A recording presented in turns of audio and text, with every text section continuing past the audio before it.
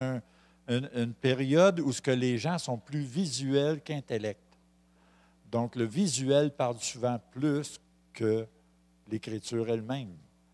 Donc, sans plus tarder, je vais la laisser partager ce qu'elle a. C'est autant nouveau pour moi, hein, vous savez. Moi qui avais l'habitude de travailler tout seul, maintenant, il faut que je travaille à deux. Mais je suis vraiment béni, vous allez être bénis. Amen, gloire à Dieu.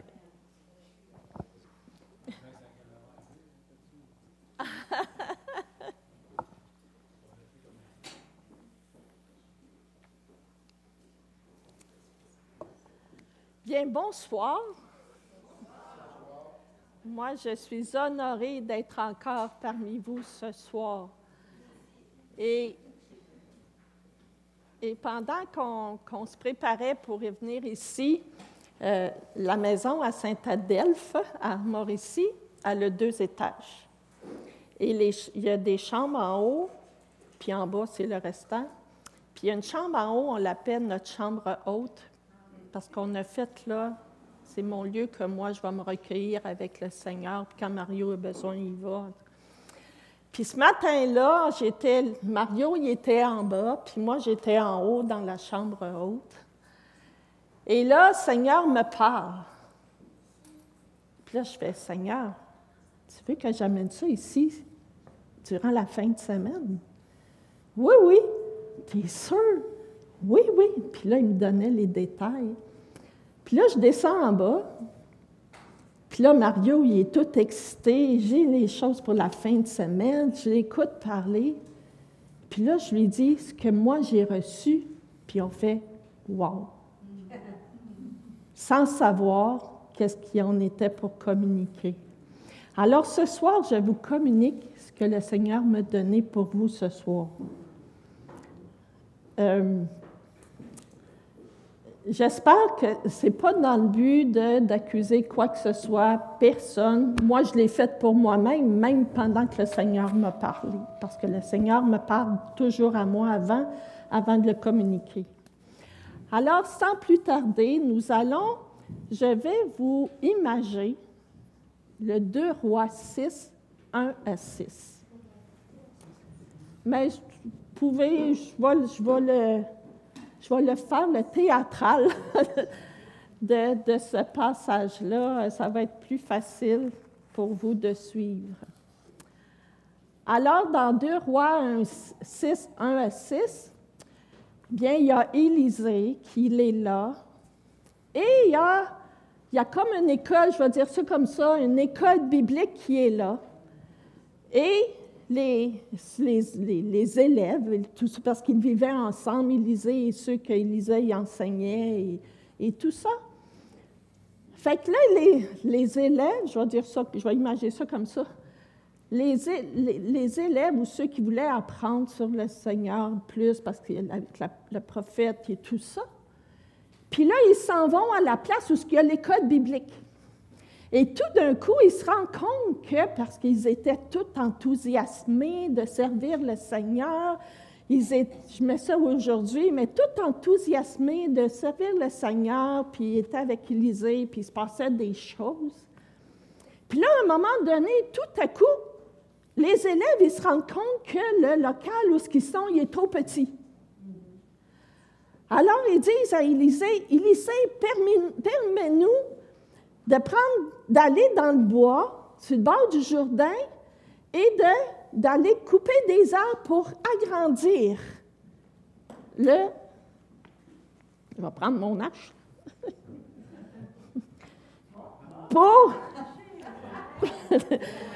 pour agrandir le local qu'ils ont. Alors, qu'est-ce qu'ils font? Ils partent. Ils s'en vont dans le bois.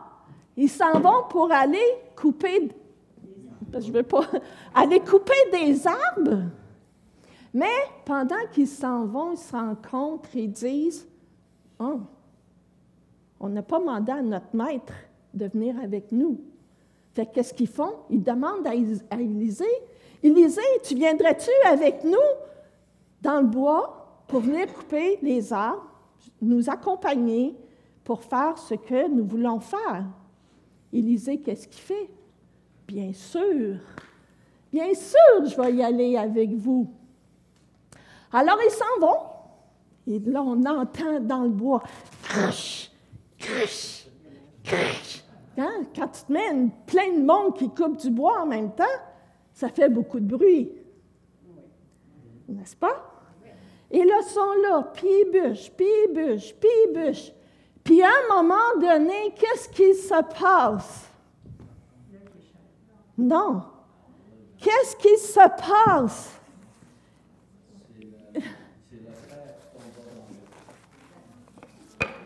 Il crie. Excusez. Son frère, pendant qu'il vient pour bûcher, son frère, il tombe dans le Jourdain. Et qu'est-ce qu'il fait? Qu'est-ce qu'il fait? Il crie, « J'ai perdu mon frère! J'ai perdu mon frère! » Tellement fort que ça faisait un écho dans le bois où ce qu'ils étaient. Il fallait qu'il crie fort pour qu'il y ait cet écho-là, pour qu'il puisse entendre.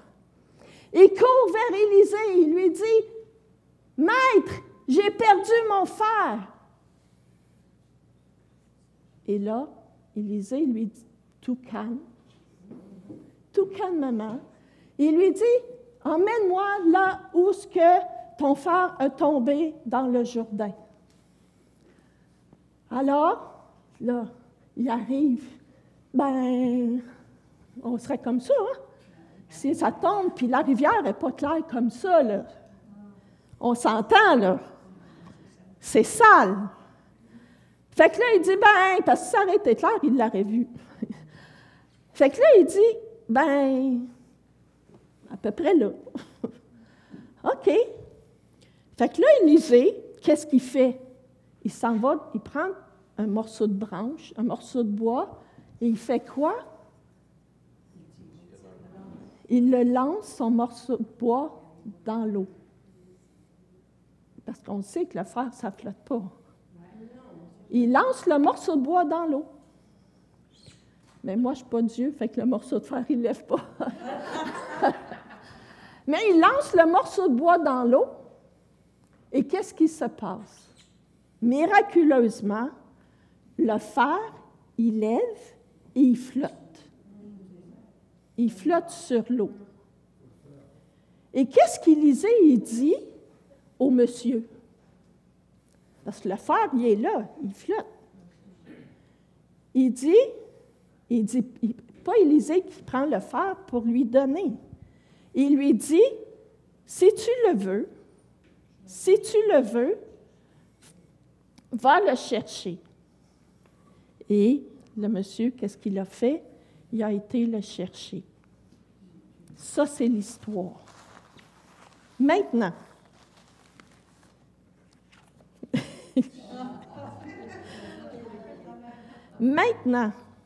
quelle est l'application pour moi dans ma vie? Quelle est l'application pour moi dans ma vie? Parce que les paroles sont pour nous. La parole est pour nous.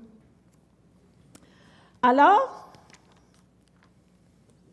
ce que le Seigneur me montrait, comme ceux qui étaient à l'école, ils étaient quoi? Enthousiasmés, fervents pour l'œuvre de Dieu. Nous pouvons, dans nos vies, nous pouvons être enthousiasmés et fervents pour l'œuvre de Dieu. Où j'ai été enthousiasmé et fervent pour l'œuvre de Dieu. Et parfois dans nos vies, comme ce jeune homme, le fer, il est parti. Pourquoi notre fer, il part? Pourquoi mon fer, il part? Pourquoi? Parce que souvent, moi la première, souvent, dans notre vie, on peut être tellement occupé à différentes choses, que ce soit dans l'œuvre de Dieu, que ça soit... Nous, on est souvent sur la route. Est-ce qu'on est occupé? Oui. Est-ce qu'on a besoin de se remettre à l'ordre? Oui, parce qu'on le perd, notre faire, à être honnête. Mais, Seigneur, ce soir, ce qu'il veut nous communiquer, où est-ce que tu es, toi, dans ta vie? Est-ce que tu es trop occupé pour garder ton fer et perdre l'onction? L'onction, elle se part subtilement, tranquillement. Dernièrement, ça m'a épaté. J'ai entendu que le Saint-Esprit est souvent démontré par une colombe. Pourquoi une colombe?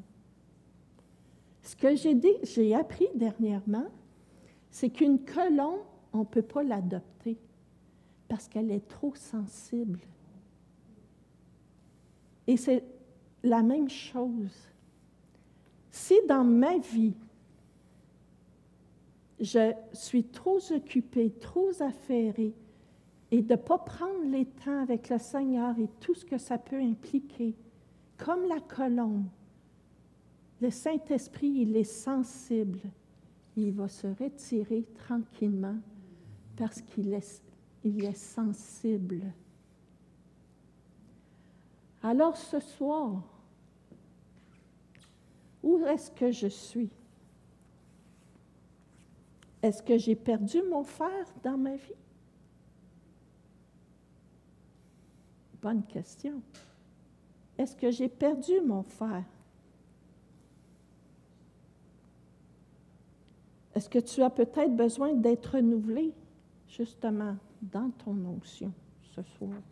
L'onction du Saint-Esprit. Alors, dans ta vie,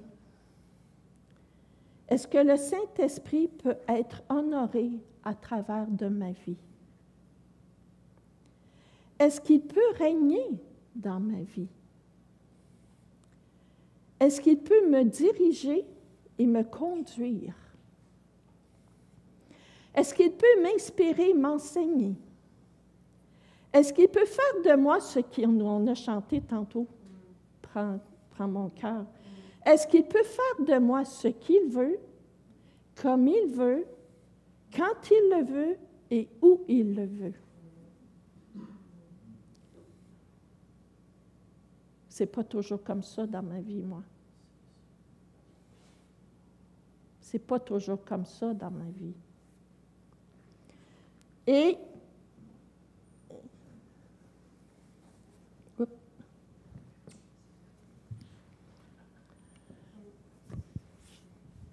j'ai perdu mon fer. Est-ce que je suis comme ça? Si nous voyons un homme avec un manche et qui s'en va essayer de couper du bois, on va dire c'est un fou. C'est un fou. Tu t'en vas essayer de couper et tu n'as pas de fer. Entre vous et moi, là. Mais pourtant, combien de nous avons juste un manche et pas de fer dans notre vie?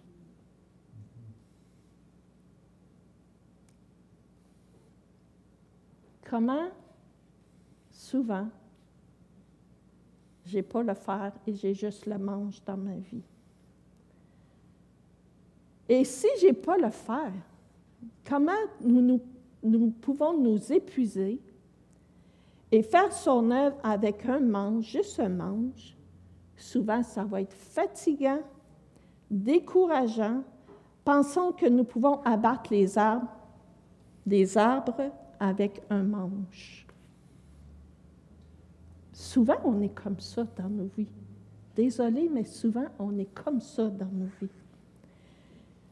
Et quelle folie quand l'Église pense faire l'œuvre de Dieu sans le faire. Je parle d'une façon générale, là, je ne vise pas ici nécessairement. Là. Je ne sais pas, moi, ici, qu'est-ce qui se passe, fait que je ne vais pas. Alors, quelle folie que nous pensions, et même le faire individuellement, son œuvre sans le faire dans ma vie. Quelle folie de penser de faire son œuvre sans le Saint-Esprit.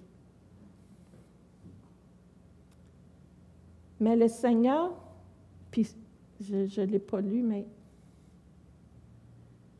la chose que j'avais écrite, c'est que nous pouvons faire l'œuvre de Dieu. Et nous sommes bons là-dedans.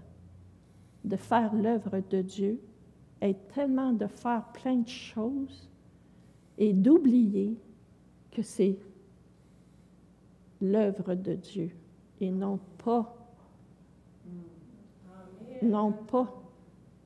notre œuvre. Et non pas faire les œuvres de Dieu, mais c'est Dieu qui fait l'œuvre. C'est Dieu qui fait l'œuvre. C'est pas Angèle qui fait l'œuvre. C'est Dieu qui fait l'œuvre. Et souvent, nous oublions que c'est Dieu qui fait l'œuvre. Nous pensons, parce que je fais telle ou telle ou telle chose.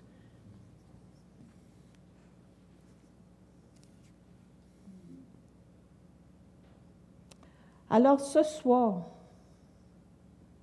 Seigneur, tu nous appelles à être des personnes sages. Alors nous revenons vers toi. Remplis-nous. Remplis-moi. Je ne veux pas ressembler à un fou. Est-ce que tu veux ressembler à un fou ce soir? Ou tu veux...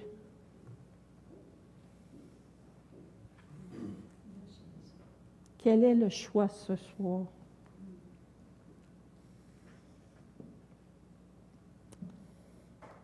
Est-ce que je veux continuer à marcher avec juste mon manche et non avec le fer? Alors, Seigneur, Seigneur, ce soir, vous rende conscient. Premièrement, est-ce que tu as perdu ton fer? Et si tu n'as pas perdu ton fer, souvent on a besoin d'être aiguisé. Et de se laisser aiguiser. Et que le Seigneur, ma prière ce soir, c'est que les fers puissent remonter à la surface et non pas rester dans l'eau brouillée, mais que les fers ici puissent refaire surface dans vos cœurs, dans vos vies, dans l'Église. Et que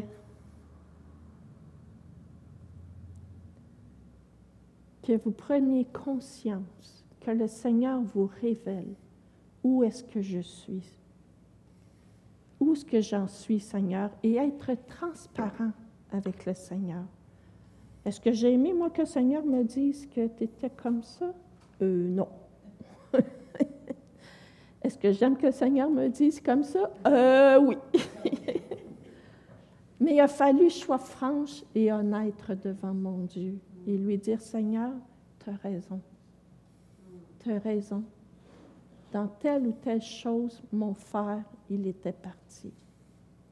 Mais dans sa grâce, dans sa bonté, le Seigneur, tu viens à lui, tu lui dis, Seigneur, je ne veux pas être un fou, je ne veux pas être une folle. Je ne veux pas qu'on me prenne comme ça, puis que je bûche, puis que finalement, ça ne marche pas, là. Alors, juste s'arrêter et que les fers remontent dans votre vie et dans la vie de l'Église également. C'est ma prière pour vous.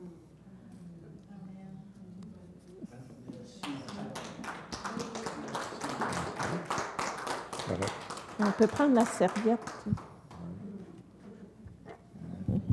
Attends, je vais aller te porter là-bas. Oui. OK. Vous comprenez pourquoi je n'étais pas à côté d'elle? Hein?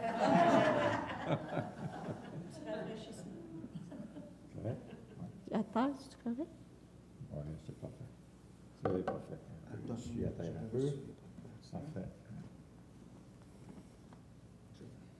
Je vais prendre le micro. Oui. Désolée.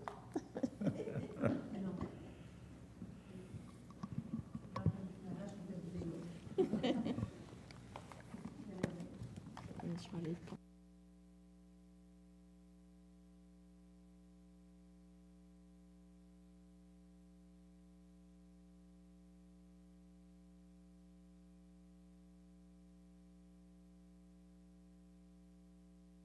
Bon.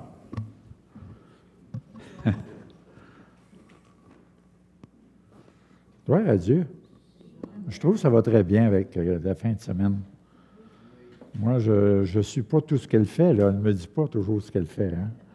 Parfois, je suis surpris, mais en même temps, je vois qu'on est sensibles tous les deux à l'esprit, d'être à l'écoute et d'amener ce que Dieu me dépose sur notre cœur.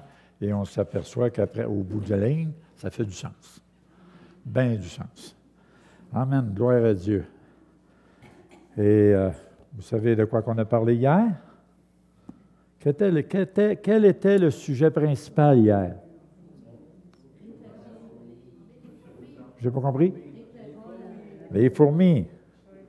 Est-ce qu'on est appelé à imiter ce que la fourmi fait?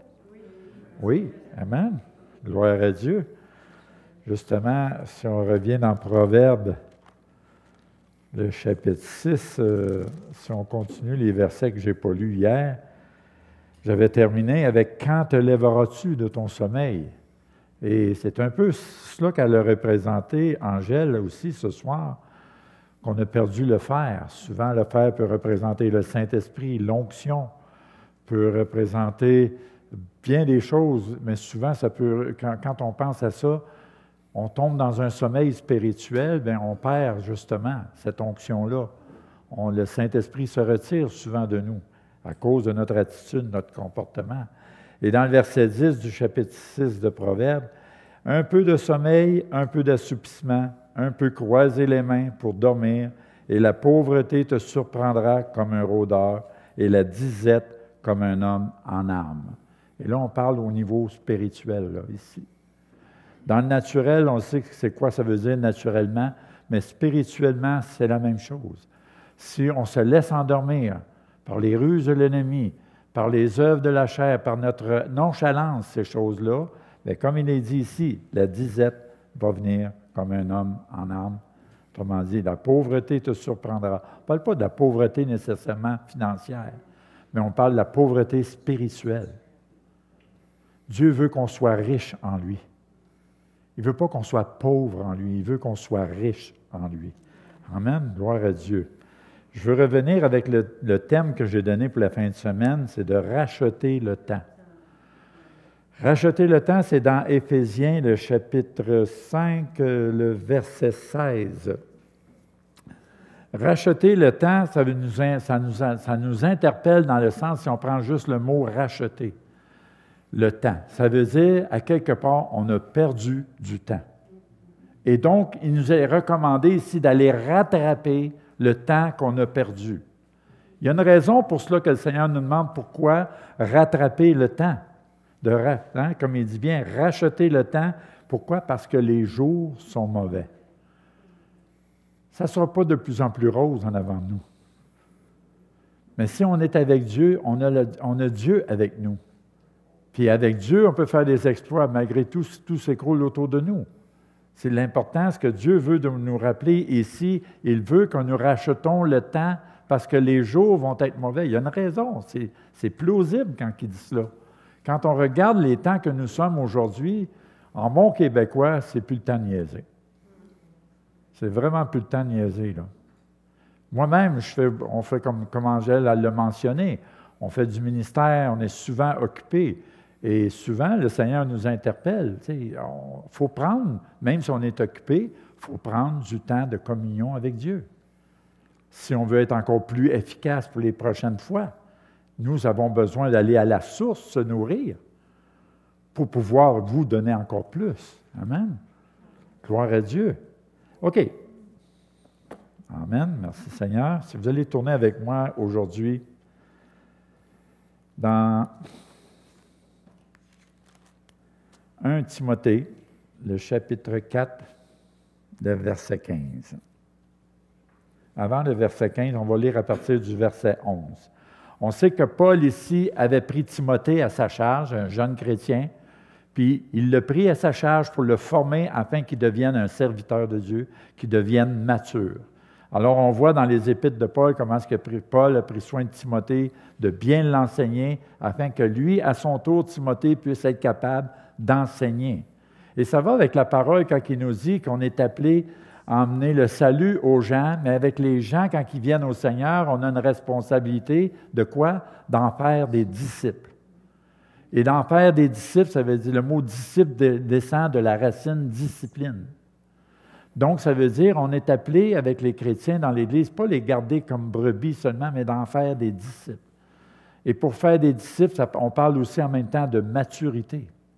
À quelque part, l'Église, quel que soit, même si vous ne faites rien dans l'Église qu'à part d'assister, vous avez une part de responsabilité dans l'Église.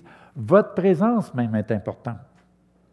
Votre présence, votre dévouement, votre fidélité, votre dévotion dans la prière à intercéder pour l'Église, les besoins de l'Église, pour prier, intercéder pour ceux qui vous dirigent. C'est une responsabilité et nous devons y prendre garde à cela aussi. On ne peut pas arriver et se dire, si vous êtes des gens qui se disent, « Bien, moi, je vais à l'Église le dimanche, je m'assis toujours à la même chaise, à la même place dans l'Église, puis dérangez-moi pas, demandez-moi pas plus. » Bien, vous êtes contraire à la fourmi, si vous faites ça. Pas vrai? Et là, on pourrait utiliser le mot « paresseux ». Je vous l'ai dit hier, je ne vous accuse pas de paresseux, mais on a vu la définition de paresseux hier, tous les synonymes de paresseux. Puis quand on parle du sommeil, quand on est endormi, ça veut dire qu'on est paresseux aussi. C'est pas pour rien qu'il nous dit à bien des endroits, « Réveille-toi, toi qui dors d'entre les morts, et Christ t'éclairera. » C'est l'heure de se réveiller. Amen. Donc, il dit, à quand te lèveras-tu? Ça n'est une autre raison, ça. Dans Proverbe, quand il dit ça, il dit, à quand te lèveras-tu? Ça veut dire, à quelque part, il est temps qu'on se lève. Puis prendre notre position en tant qu'enfant de Dieu, prendre l'autorité que Dieu nous a donnée, l'autorité de faire ce qu'il nous commande à travers sa parole. Aujourd'hui, le message que je vais vous emmener à travers cela, c'est que tes progrès soient évidents. Donc, ça veut dire qu'on est appelé à progresser, à connaître une croissance. On a vu aussi que le mot croissance, il était justement dans les synonymes qu'on a vus hier par rapport à être travaillant, puis quand on parlait de la fourmi.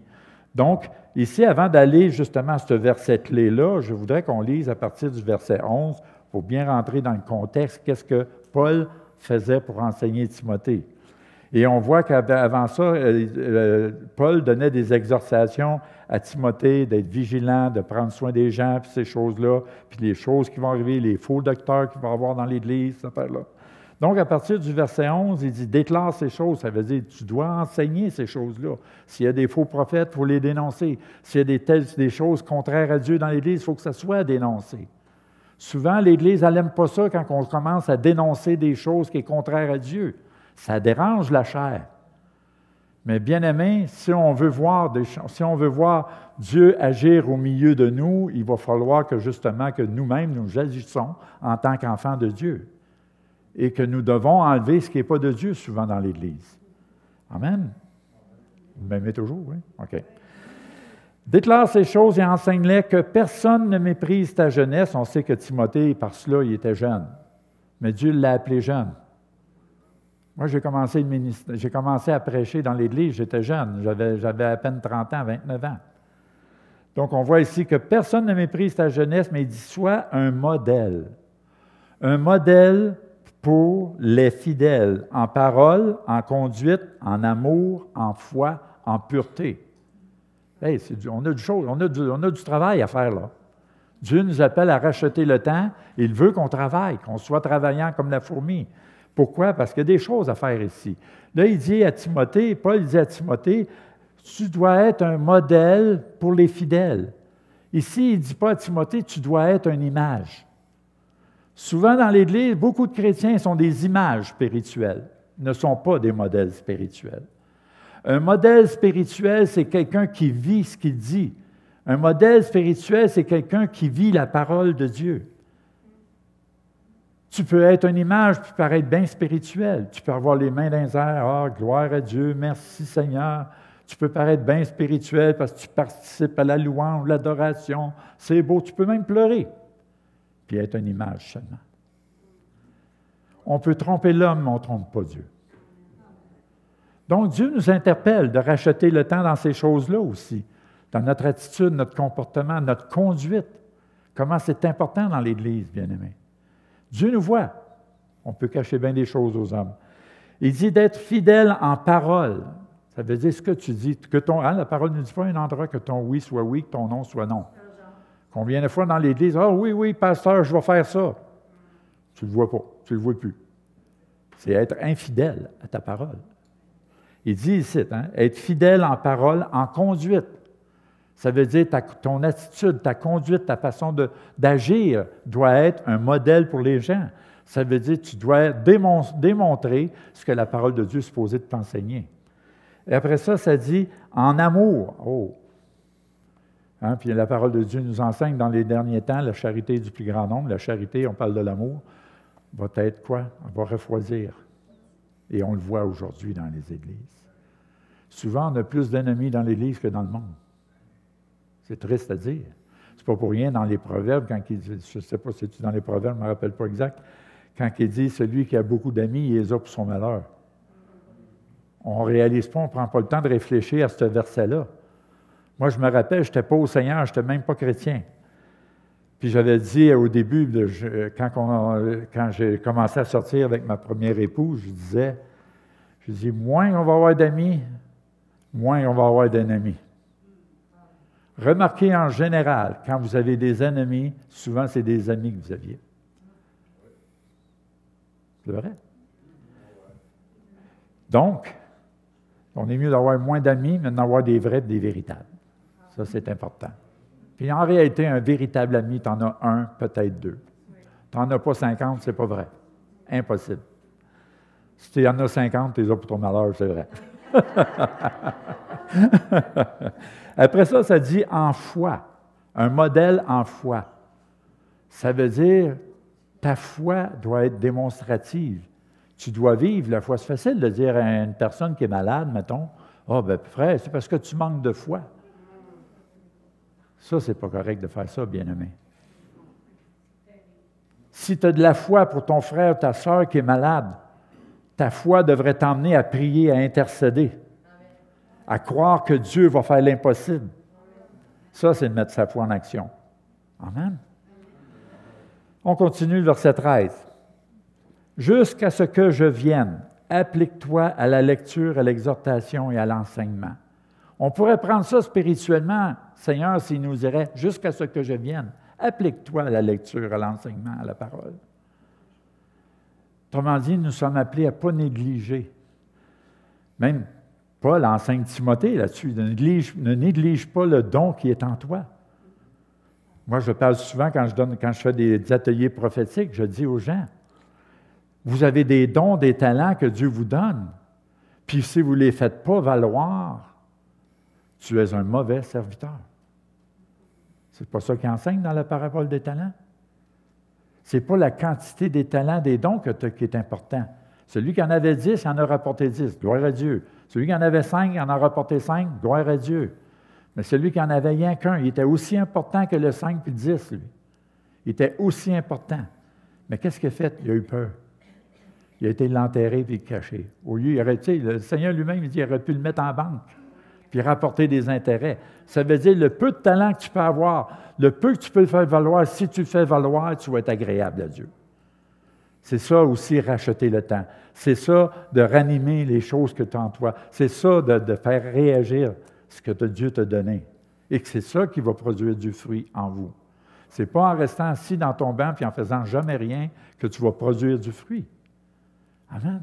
Dieu veut que nous soyons actifs. La fourmi est active, travaillante, alors jamais. Gloire à Dieu. Après, on continue. Verset 14. Ne néglige pas, voyez-vous, on les mêmes mentionnés. Ne néglige pas le don qui est en toi et qui t'a été donné par prophétie avec l'imposition des mains de l'Assemblée des Anciens. Verset 15. Occupe-toi de ces choses. Donc, ça veut dire qu'on a une responsabilité. Quand je dis racheter le temps, les jours sont mauvais, ici, il nous dit occupe-toi de ces choses. Ça veut dire d'être un modèle. Tant t'appliquer dans ton attitude, dans l'exhortation, dans la lecture de la parole, ces choses-là. Occupe-toi de ces choses. Donne-toi tout entier à elle. Pas en partie, tout entier à elle. Donc, nous devons, quand tu t'engages, tu dois t'engager. Je me rappelle, j'ai emmené un message aux hommes. La première fois que tu m'as invité ici, j'avais emmené un message par rapport à « engage-toi » ou bien « dégage ». J'avais dit « engage-toi » ou bien... J'avais changé un peu le titre pour ne pas assommer les hommes à cette époque-là. J'avais dit « engage-toi avant d'être engagé ». Et j'avais pris ce thème-là, mais dans ma tête, à moi, c'était « engage-toi » ou bien « dégage ». Oui, comprenez-vous? On arrive à ce point-là, peut-être même aujourd'hui, je le dirais plus. Engage-toi ou bien engage-toi pas, un ou l'autre. Ça m'est déjà arrivé de dire même à un chrétien, un vieux chrétien, « fais-moi pas perdre mon temps ». On n'a pas le choix. Vous allez dire, c'est pas d'amour? Vous savez, il y a de la sévérité dans l'amour. Hein? Parce qu'on aime souvent et on est obligé de reprendre. Dieu choisit celui qu'il aime. OK. Occupe-toi de ces choses, donne-toi tout entier à elle. Pourquoi? Afin que tes progrès soient évidents. Dieu désire que nos progrès soient évidents. Il veut que nos progrès soient vus des gens. Pourquoi? Parce que ça devient un témoignage. Ça témoigne Dieu, ça témoigne sa gloire, ça témoigne tout de Dieu. C'est pour ça qu'il dit, applique-toi à ces choses-là tout entières, parce que c'est ça, ça va être afin que tes progrès soient évidents pour tous. Nous avons une grande responsabilité. L'exemple même typique dans la parole de Dieu qu'on voit dans les évangiles, Dieu est lumière, il nous dit que nous sommes lumière, puis une lumière doit briller dans les ténèbres. Parfois, on voit plus de ténèbres dans l'Église que dehors. Est-ce que vous me suivez? Souvent, les gens du monde ne voient pas la différence avec les chrétiens et les gens du monde. Puis pourtant, on est appelé à amener la différence dans ce monde perdu. Donc, il veut que, comme il nous dit, que ta lumière brille, que ta lumière luise. Gloire à Dieu. OK. Donc, si on parle du mot progrès, les synonymes de progrès. Je fais mes recherches des fois, je travaille toute la nuit pour ça. Tes progrès, ça veut dire amélioration. Ça veut dire que ton amélioration doit être évidente. Développement, ton développement doit être évident. Ton essor, ton évolution doit être évident. Tes gains doivent être évidents. Ton expansion devrait être évidente. Ton perfectionnement doit être évident. Ton accroissement devrait être évident. C'est ça, progrès. Les synonymes de progrès, je viens de tous vous les nommer. Donc, on voit que dans tout cela, on peut se retracer nous-mêmes, on peut comprendre un petit peu mieux quand il parle de progrès, ça doit être évident. Mais vous savez, ce n'est pas le pasteur qui doit briller pour vous. Vous devez briller individuellement chaque. On est responsable individuellement de notre salut. Il ne faut pas rien qu'il nous dit de travailler à votre salut. Amen. Puis il y a un autre endroit qui nous dit, je ne l'ai pas emporté de la main, le verset, parce que je ne l'ai pas marqué, mais il y a un verset qui nous dit que ça sert de gagner des âmes. Si tu ne sais pas, tu vas sauver la tienne. Moi, quand je lis ce verset-là, ça m'interpelle. Je dis oui, OK, hein, moi j'ai gagné des âmes, j'ai emmené du monde au Seigneur, j'ai ci, j'ai ça. Tu viens d'avoir ta récompense devant le monde, c'est tout. Tu n'as rien rapporté. Juste peut-être, oh wow, tu as quelques-uns personnes. Ce qui est important, bien-aimé, c'est notre âme qu'on doit s'assurer qu'elle est sauvée. Et pour cela, on a besoin d'avoir une communion avec Dieu. Et la seule façon d'avoir une communion avec Dieu, c'est de plonger nos regards dans sa parole. Amen. Et on va y parvenir. On va le voir maintenant dans Luc 9, 23.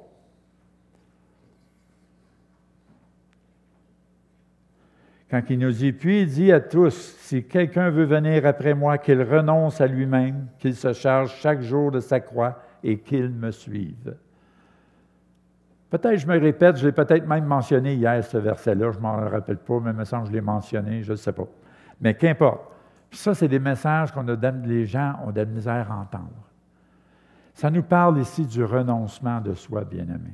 Si on veut que nos progrès soient évidents, il va falloir que, hey, le petit moi ici, le pauvre petit moi, il faut qu'il se tasse. Il faut qu'il se tasse, puis il faut donner la priorité à Dieu. Mais souvent, on s'aperçoit que le petit moi, il vient prendre souvent la place de Dieu dans nos vies. Et c'est pour ça qu'il dit, si quelqu'un veut venir après moi, ça veut dire, si tu veux me suivre, renonce à lui-même, qu'il se charge chaque jour de sa croix, la croix qui représente la crucifixion. Hein? On sait. Ça veut dire, nous, on doit porter notre croix tous les jours. Ça veut dire, on doit apprendre à crucifier notre chair à tous les jours. Puis vous savez, vous n'avez pas besoin d'avoir des exemples, de demander au Seigneur qu'il vous montre comment. La vie de tous les jours vous montre qu'on a besoin de faire mourir notre chair, qu'on doit crucifier notre chair. Parce que c'est pas long que le moi peut venir il revient au galop assez vite. Mais comme il dit ici, qu'il se charge à chaque jour de sa croix, à chaque jour, et qu'il me suive. Et c'est là justement le verset 25 qui dit que servirait-il à un homme de gagner tout le monde si il se détruisait ou se perdait lui-même. Alors, gloire à Dieu. Merci Seigneur. Maintenant, on va aller voir une autre référence. J'aime prendre des références pour que je puisse vous dire après, c'est la parole qui vous a parlé, c'est pas Mario. Il dit, si quelqu'un, on voit dans le verset 26 de Luc 14, il dit, si quelqu'un vient à moi sans me préférer à son père, sa mère, sa femme, ses enfants, ses frères, sa sœur, et même sa propre vie, il ne peut être mon disciple. Là, n'allez pas commencer à haïr vos familles, là. C'est pas ça que ça veut dire. Ça veut juste simplement dire que la priorité dans votre vie, c'est Dieu. Si vous avez Dieu dans votre vie, lui qui est amour, vous allez avoir assez d'amour pour le reste de votre famille. Mais votre famille ne doit pas prendre la place de Dieu. C'est ça que ça veut dire. Il ne faut pas prendre littéral la parole, il faut la prendre spirituellement. Gloire à Dieu. Merci Seigneur. Dans Philippiens 3, vous savez, pour que nos progrès soient évidents, il y a des choses à voir. Dans Philippiens 3, le verset 8, 7, 8, on sait que Paul est en train d'expliquer qu'est-ce qu'il était. Il était pharisien, il était de la famille de Benjamin, hébreu, né d'hébreu. Il y avait tout de quoi pour se vanter. Je suis un Israélite, je fais partie de la famille de Dieu. De toutes ces choses-là. Comment est-ce qu'il était même à l'égard de la justice de la loi? Il était zélé. Mais le verset 7, il dit, « Mais ces choses qui étaient pour moi des gains. » C'était des gains pour lui. Et même, je réalise aujourd'hui, en 2024, qu'il y a bien des chrétiens qui ont des choses que c'est des gains pour eux qui ne sont pas prêts à laisser pour suivre le Seigneur. Ils vont même abandonner le Seigneur pour ne pas perdre le gain. Mais il dit ici, « Mais ces choses qui étaient pour moi des gains, je les ai regardées comme une perte. » Pourquoi? À cause de Christ. À cause de Christ. Et si on continue, il dit après, « Et même je regarde toute chose comme une perte à cause de l'excellence, de la connaissance de Jésus-Christ. » Ça veut dire, il est en train de dire ici, plus je connais le Seigneur, plus je m'abandonne et plus je lui donne. Parce qu'il sait qu'il va recevoir plus avec le Seigneur. Vous savez, quand on abandonne tout pour le Seigneur, on pense qu'on perd. Mais c'est le contraire, on gagne tout. On gagne tout.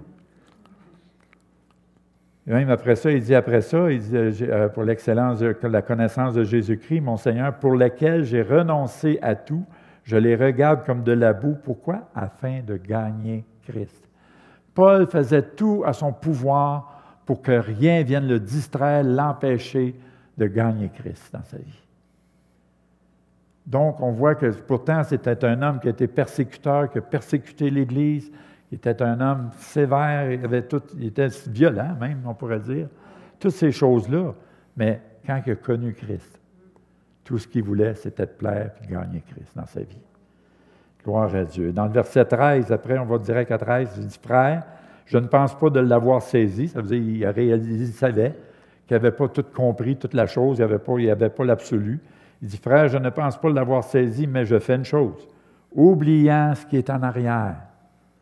Oubliant ce qui est en arrière et me portant vers ce qui est en avant. » Donc, Paul était prêt à oublier tout ce qu'il pouvait chérir avant pour gagner Christ, justement, parce que comme il dit ici, il dit pour porter mes regards vers ce qui est en avant. Il savait qu'en avant, comme j'ai parlé hier, de l'espérance qui peut te donner la vie, te garder en vie. Donc, on voit ici que Paul savait ce qu'il devait faire. Et Paul, il savait qu'il devait oublier son passé. Est-ce que nous, bien-aimés, aujourd'hui, en 2024, peut-être qu'il y en a que ça fait pas longtemps qu'ils sont au Seigneur. Peut-être qu'il y en a parmi vous que ça fait 20 ans, 30 ans qu'ils sont dans le Seigneur. Est-ce que vous vivez encore avec votre passé? Est-ce que le passé est toujours attaché à vous? Si le passé est attaché à vous, vous avez besoin d'aller devant le Seigneur pour que le Seigneur vous libère. Parce qu'il y a une phrase, une citation que j'entendais souvent qui disait « Le passé n'est pas garant de ton avenir. » Tu ne peux pas baser ta vie sur le passé. C'est comme avoir un boulet de canon avec une chaîne attachée après ton pied, puis tu essaies de marcher. C'est difficile de marcher. Si tu vis avec ton passé, ta marche va être ardue. Vous me suivez? Et Dieu nous appelle à quoi? À la liberté. Et quand tu gardes le passé avec toi, tu n'es pas libre, tu es esclave de ton passé. Et ça, là, ça nous retient, ça nous ralentit, ça nous rend lent. C'est pour ça que ça disait paresseux hier, ça rend lent. Comprenez-vous ce que je veux dire? Là, allez pas dire à vos voisins puis vos amis, Pasteur Mario nous a traités de paresseux. Bon, OK. Pour que nos progrès soient évidents, c'est bien simple. Il n'y a pas 56 solutions. Et on va le lire premièrement en commençant dans Josué 1,8 qu'on connaît tous. Hein? Que ce livre de la loi, la parole de Dieu, ne s'éloigne point de ta bouche. Médite-le jour et nuit pour agir fidèlement selon tout ce qui est écrit. Voilà l'importance de lire la parole. Quand il dit jour et nuit, ça ne veut pas dire qu'il faut que tu lis jour et nuit. Mais ce que tu as lu dans la journée, médite-le. Ça veut dire répète-le dans ta tête, fais-le tourner dans ta tête. Jour et nuit, c'est possible. Souvent, moi, je m'endors, je me réveille dans la nuit, puis je suis en train de citer des versets ou je suis en train de louer le Seigneur. Ça vous arrive des fois, hein? Quand ton esprit est connecté avec Dieu, souvent, tu vas arriver, tu vas te réveiller, puis tu es en train de louer le Seigneur. Ça arrive. Donc, on voit ici, c'est ça, être jour et nuit. Ça veut dire plus tu es connecté à la parole de Dieu, plus tu cherches à l'appliquer dans ta vie, ton esprit se nourrit. Et tu sais, quand on dit souvent dans le monde, on disait souvent, dis-moi avec qui tu te tiens, je te dirai qui tu es. Bon, dis-moi si tu lis la parole, je vais te dire ce que tu es. Amen. Donc, ici, il dit, pour agir fidèlement selon tout ce qui est écrit, car c'est alors que tu auras du succès, ou on pourrait dire du progrès, dans tes entreprises. Ça va avec le verset, un autre endroit qui est écrit, « Reconnais-le dans toutes tes voies ». Si tu le reconnais dans tout ce que tu fais, tes loisirs, tu as le droit de faire du sport, tu as le droit de faire des loisirs, tu as le droit de faire des choses que tu aimes, mais emmène Dieu avec toi. C'est ça que ça veut dire. Souvent, les gens font des activités, des choses-là, on dirait qu'ils ont honte d'emmener Dieu avec eux. Ça déplaît à Dieu, ça. Dieu veut qu'il être avec toi. Avez-vous déjà regardé Face aux géants, le film? Hein? Le coach lui disait aux gens, tu sais, si on perd, c'est avec Dieu. Si on gagne, c'est avec Dieu. On va louer Dieu malgré tout, tu sais, dans le fond. Gloire à Dieu. Merci, Seigneur. Donc, dans 1 Corinthiens 15, le verset 58 nous parle aussi. « Ainsi, mes frères bien-aimés, soyez fermes. » Ça veut dire ne vous laissez pas ébranler par tout ce qui se passe autour de vous. Restez fermes dans la foi. Et la seule façon de rester ferme dans la foi, c'est de rester ferme dans la parole de Dieu. Parce que la même parole me dit, hein, la foi vient de ce qu'on entend vient de la parole de Dieu. Ta foi grandit quand tu plonges tes regards dans la parole. Il dit, « Ainsi, mes frères bien-aimés, soyez fermes, inébranlables, travaillant de mieux en mieux. » Comme la fourmi. On revient avec la fourmi tout le temps. Dieu veut que nous travaillions de mieux en mieux. Ce n'est pas parce que tu as accompli de quoi de glorieux dans le Seigneur que tu dois rester comme ça. Tu dis, bon, OK, je suis parfait, je ne bouge plus. Non, on doit travailler continuellement sans relâche. Même, bien-aimés, je vous encourage même à ne jamais être satisfait de votre spiritualité, de votre vie chrétienne. Ne soyez jamais satisfait. Quand vous commencez à être satisfait, vous commencez à rétrograder. Inébranlable, travaillant de mieux en mieux à l'œuvre du Seigneur, sachant, ça veut dire qu'on est supposé de savoir, que votre travail ne sera pas vain dans le Seigneur. Notre travail n'est jamais vain dans le Seigneur, jamais. Il y a toujours des dividendes, il y a toujours une rémunération qui est attachée à ton dévouement, ton service pour Dieu. Gloire à Dieu. Amen. Merci Seigneur.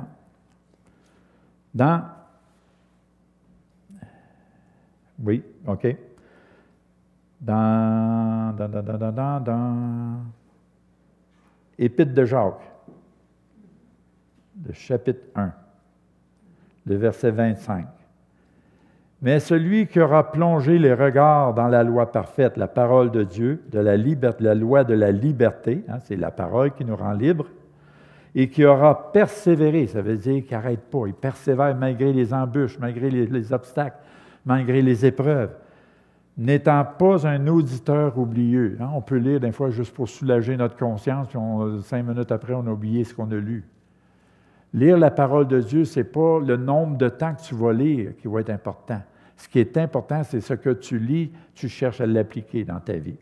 C'est comme ça qu'on devient agréable à Dieu.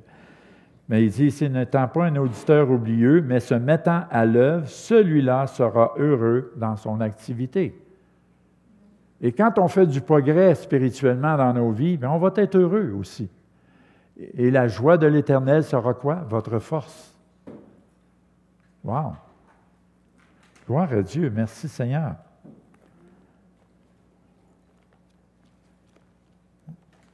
Seigneur est bon. Et n'oubliez pas ici, je voudrais lire celui-là, je ne l'avais pas dans mes notes, mais je viens de tomber dessus, puis j'ai une frappe dans les yeux là, maintenant. Dans Matthieu, le chapitre 5, 19. Celui donc qui supprimera l'un de ses plus petits commandements et qui enseignera aux hommes à faire de même sera appelé le plus petit dans le royaume des cieux. Mais celui qui les observera, on parle toujours de la parole, et qui enseignera à les observer, celui-là sera appelé grand dans le royaume des cieux. N'oublions jamais que nous sommes des enfants de Dieu.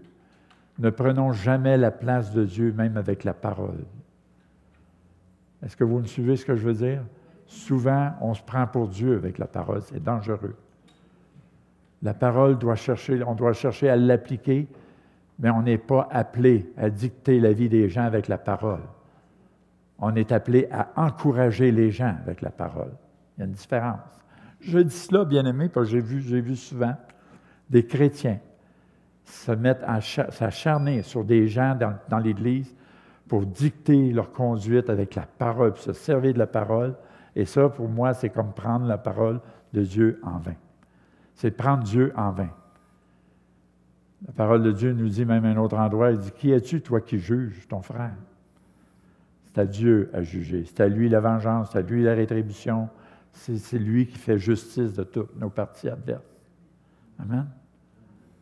La même parole nous dit à un autre endroit, « Si ce n'est de vous aimer les uns les autres. » Si ce n'est de vous aimer les uns les autres.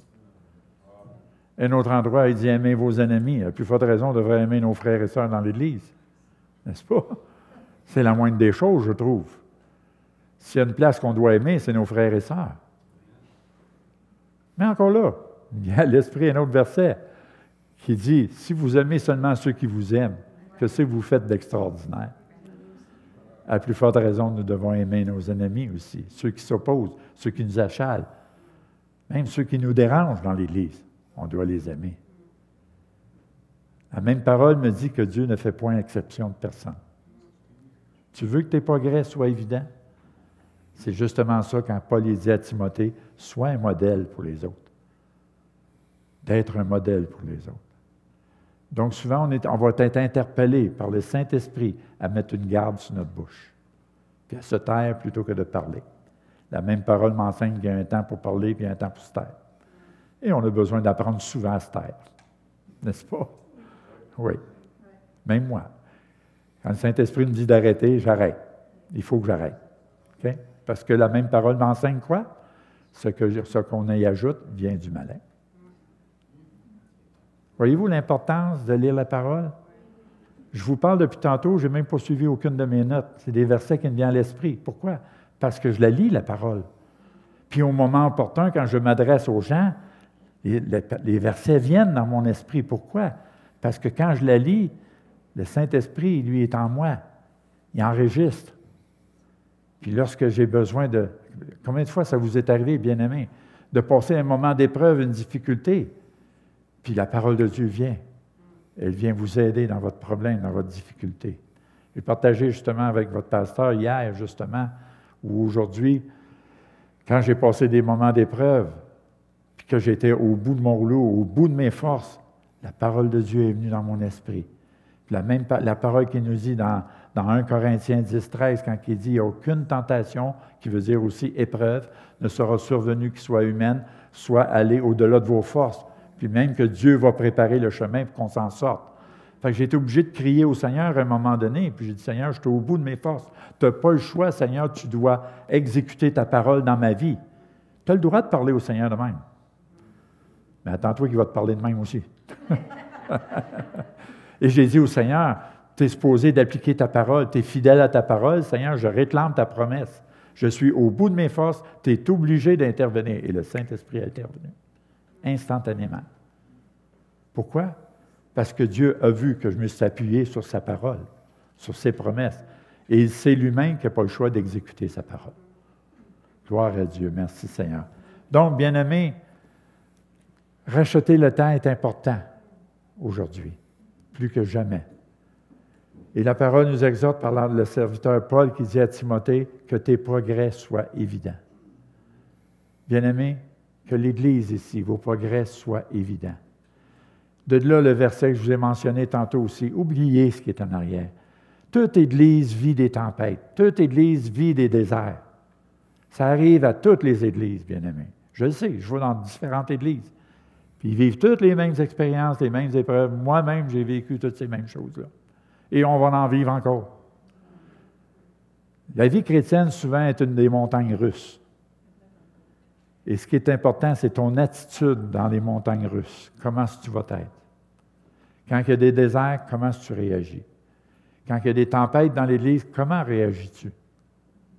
Ton attitude va faire toute la différence. Je l'ai dit hier, hein? Ton attitude va déterminer ton altitude. Alors, c'est pour cela que je vous dis, je vous répète, oubliez ce qui est en arrière. Il est peut-être arrivé bien des choses ici en arrière. Dans le passé, peut-être arrivé, même peut-être pas si longtemps, peut-être longtemps, des choses qui sont arrivées dans l'Église. Alors, oubliez ce qui est en arrière, portez vos regards vers ce qui est en avant. Parce que pour nous, en tant qu'enfants de Dieu, si tes progrès sont évidents, le meilleur est à venir pour nous. Amen. Gloire à Dieu. Vous savez, ça fait plusieurs fois que je viens ici. Ça fait longtemps qu'on a connecté ensemble. Puis comme je le dis souvent quand je vais dans des églises, vous devenez ma famille aussi, vous êtes ma famille. Je viens ici, je me sens chez nous. Je viens ici, je me sens comme un père qui doit aussi vous avertir. Parce que je désire votre bien. Comme Dieu désire notre bien, je désire votre bien. Je ne suis pas ici pour prêcher. Je suis ici pour vous donner ce que Dieu me met sur mon cœur à vous partager. Parce que Dieu désire voir votre progrès aussi. Dieu désire que vous oubliez ce qui est en arrière puis que vous regardez en avant. On doit apprendre à tourner la page sur le passé. On doit apprendre à dire, Seigneur, voici une nouvelle page de ma vie peut commencer aujourd'hui. Aide-moi, Seigneur, à écrire la nouvelle page de ma vie. Et je sens, comme on a chanté, même le chant, il y a un vent de renouveau qui s'en vient ici. Je le sens dans mon esprit qu'il y a un vent de renouveau. Ce qui peut retarder le vent de renouveau, c'est votre attitude. Donc, oubliez ce qui est en arrière. Soyez un modèle pour vos frères et pour vos sœurs. Aimez les gens, mais aimez Dieu plus que tout. Et à ce moment-là, vous allez être les témoignages, vous allez être des lumières, des témoignages qui vont faire que ça va faire bouger le Saint-Esprit. Je voyais pendant la louange, dans le coin de l'Église, caché en dessous de la tribune, il y avait un feu qui commençait. Le feu était caché. Mais vous savez, c'est prouvé. Un feu qui commence dans un coin qui est caché, on ne s'en rend pas compte. Mais le feu, à un moment donné, va pogner toute la bâtisse. Là, on parle spirituellement. Vous savez que vous êtes tous des luminons qui fument. Vous êtes tous, il y a tous en chacun de vous, le jour où vous avez accepté Christ dans votre vie, un feu qui est en vous. Mais nous avons la responsabilité de le nourrir, ce feu-là. Je vous en ai déjà parlé ici de cela, de ce feu-là. C'est comme un feu de foyer. Tu peux être une braise, un feu qui est là, un luminon qui fume. Si vous y mettez du bois sec, le feu va reprendre. Si vous mettez du bois vert, du bois qui n'est pas mort, ça veut dire nous qui ne sommes pas morts, ça va faire juste un feu de boucan dans l'Église. Mais on veut le vrai feu. Et pour voir le vrai feu, meurs à toi-même. Sois un bois mort, afin que le feu puisse prendre en toi. Gloire à Dieu. Merci Seigneur Jésus. Alléluia. Gloire à Dieu. Seigneur, tu es merveilleux. Merci pour ta parole. Gloire à Dieu. J'ai d'autres versets, mais je vais les laisser de côté. Je crois que le peu que j'ai pu vous dire ce soir peut être déjà significatif pour vous.